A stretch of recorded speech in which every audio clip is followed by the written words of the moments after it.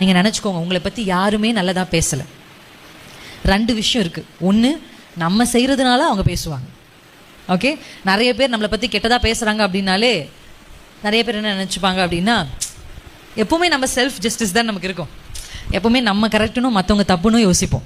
எப்போவுமே நம்ம தான் தாவீது, நம்ம எதிர்த்து விட்ட அக்கா தான் கோலியாத்துன்னு யோசிப்போம். ஆமாம், எப்பவுமே சீனை ஓப்பன் பண்ணாலே நீங்கள் தான் தாவீது, உங்கள் மாமியார் தான் சவுல்னு யோசிப்பீங்க. எல்லாருக்குமே டேவிட்டாக இருக்கணும்னு ஆசை, எல்லாருமே ஹீரோவாக இருக்கணுமா. எனக்கு ஒரு கசின் பிரதர் இருக்கான். எப்பவுமே எனக்கு ஒரு மாமா இருக்காரு.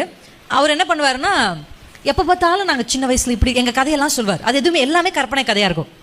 நாங்கள் எல்லாம் ஒன்றா வந்துட்டு அவர் ரொம்ப காமெடி பண்ணுவார்.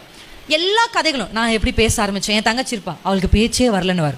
அவளுக்கு சின்ன வயசில் பேச்சே வரல, நான் மாதா கோயிலில் முட்டி போட்டே ஏறி அந்த ரத்தத்தை எடுத்து அவன் நெத்தியில் பூசி தான் அவள் பேச்சு வந்துச்சு. இப்படியெல்லாம் நடக்கவே நடக்காது. அப்புறம் குட்டியாக இருந்தால் என் கசின் பார்த்து இன்னும் ஹைட் ஆகிட்டான். இவனுக்கு உயரமே பத்தலை. ஒரு நாள் வந்து அழுதான், சித்தப்பா நான் எப்படி ஆகிலும் ஹைட் ஆகணும், எனக்கு ஏதாவது ஒன்று பண்ணுங்க அப்படின்னா.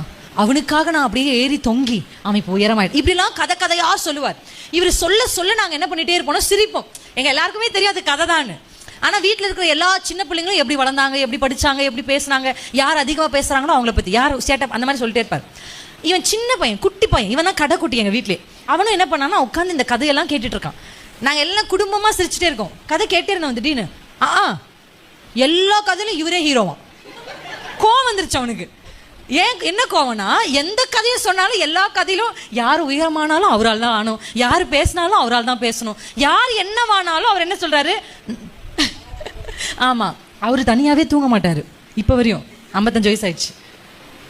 ஆனால் நான் தான், ஏய் உனக்கு பயமாக இருக்குல்ல, வீட்டில் தூங்க வாடா என் கூட அப்படின்னு கூப்பிட்டு போயிடுவார். அவருக்கு தான் ஆக்சுவலி பயம். ஆனால் சொல்லும் போது எப்படி சொல்லுவார், ஏய் வா பயமாக இருக்குல்ல தனியாக தூங்க வா அப்படியே சொல்வார். என் மாமா, என் கிங்ஸ் லீக் நல்லா தெரியும் எங்கள் மாமாவை. இப்படியே சொல்லிட்டே இருந்தார். அவனுக்கு டென்ஷன் ஆயிடுச்சு, குட்டி பையன். ஆனால் அவனுக்கு கோவம் வந்துருச்சு. என்ன எல்லா கதையிலும் இவரே ஹீரோ, எங்கப்பா எங்க, எங்கம்மா எங்க, அத்தை எங்க, சித்தப்பா எங்க, பெரியப்பா, எல்லாருக்கும் இவரே ஹீரோவா அப்படின்ட்டான். அந்த மாதிரி நம்ம எப்படி நினச்சிக்கிறதுனா, எப்போ பார்த்தாலும் நம்மளே தாவிதான், நம்ம தான் யோசிப்பான், அப்படிதான் நினச்சிப்போம். ஆனால் உண்மையாக பார்த்தா நம்ம தான் சவுலாக இருந்திருப்போம். எஸ், ஆனால் நம்ம எப்படி நினச்சிக்கிறது, எப்போ பார்த்தாலும் நம்மளே ஹீரோவாக நினச்சிக்கிறது.